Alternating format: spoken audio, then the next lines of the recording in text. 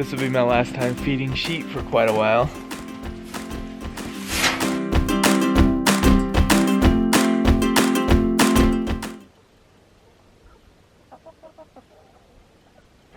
All of the birds have been out this morning eating their breakfast. Even tails came out again. We've had a little bit of squabbling going on over the food bowls. This barred rock right here seems to think that the pullet's feed is her feed pan. So she's been over there causing a ruckus with the pullets. I just shooed her off and now she's back over to where her feed pan is. The others of the main flock have already eaten and gone back in the tractor.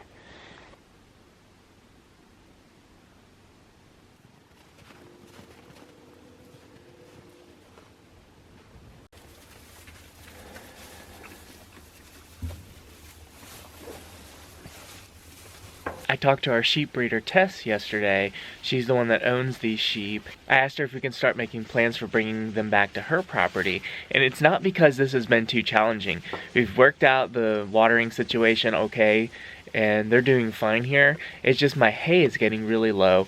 We do have some more winter weather coming up in the forecast, but really my main concern is the hay.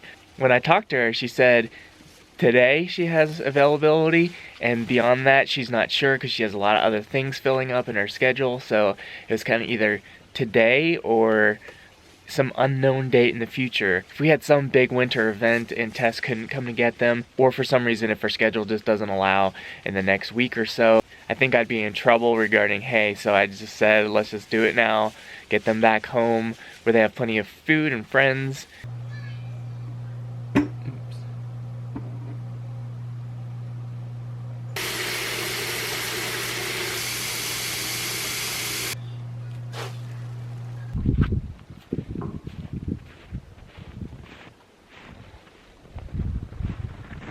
I'm gonna try and clean the girls up a little bit.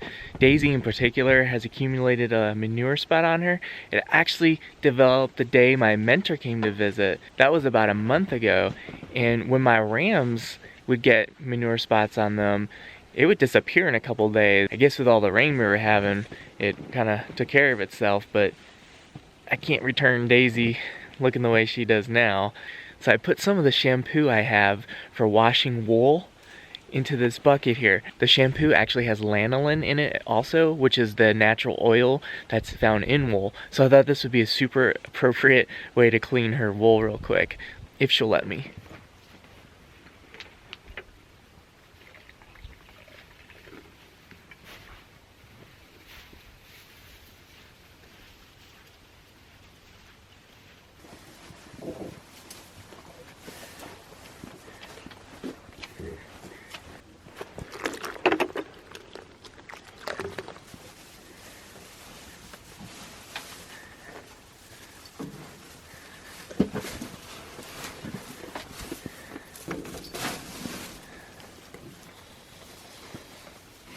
Clover, you're looking pretty clean. I don't think you need any scrubbing.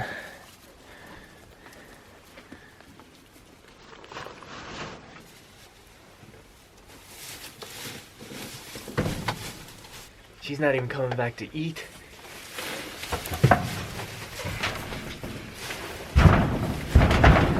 Daisy? Hi. It's okay. It's okay, girls. We're all done. Come on.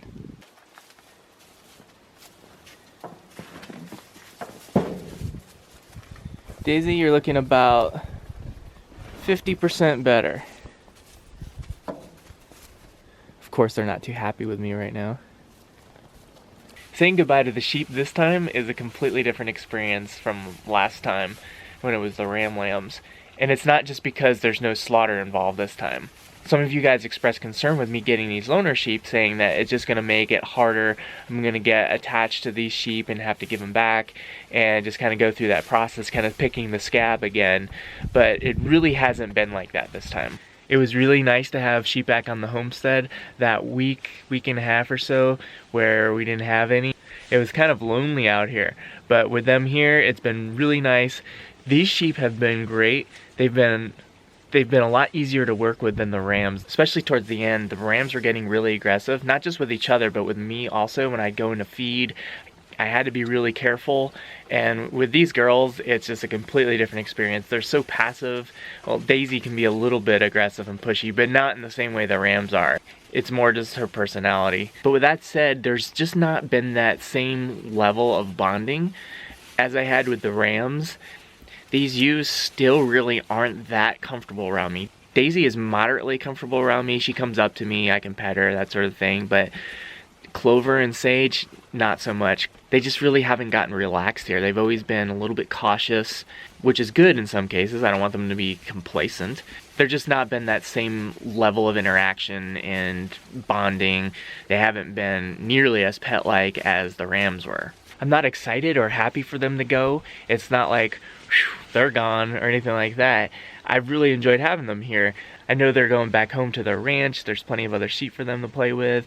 There's plenty of food. They have heated water tanks there. It's just a better setup for them for this winter.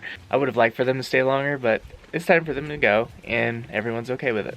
I don't know if this has anything to do with why Tails hasn't been out much, but it looks like he has some frostbite on that comb.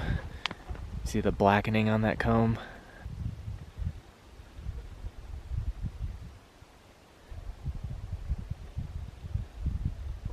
It's hard to tell scale sometimes on a video, but just to let you know, Tails is huge. He is a humongous rooster, and he has a really big comb and wattle.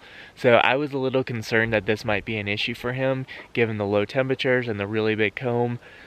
This is the furthest Tails has ventured out since we've moved him into this paddock. I'm really curious to see how he interacts with the pullets and the cockerels.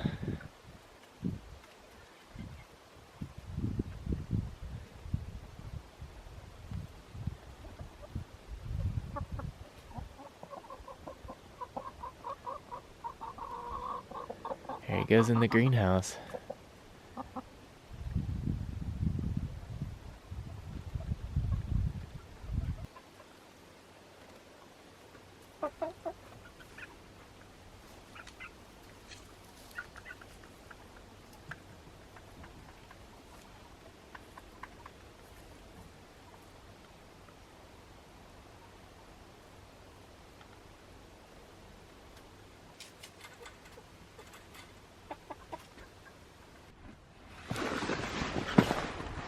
The plan for getting the sheep back to their home is I'm dropping little buddy off with Grandma, and then I'm heading over to the ranch. I'm gonna leave my truck there, ride back with Tess in her van back to our place. She needs a second person to ride with her in the van when the sheep are in there. You. Yes. So she needs somebody to keep the sheep from getting up in the driver compartment. That could cause a problem. So I'm gonna ride back with her to the ranch, and then my truck will be waiting for me there, so I can drive myself back home and get little buddy. Yes. All right, let's go see Grandma. Hello. Hello. Hello. I would miss you.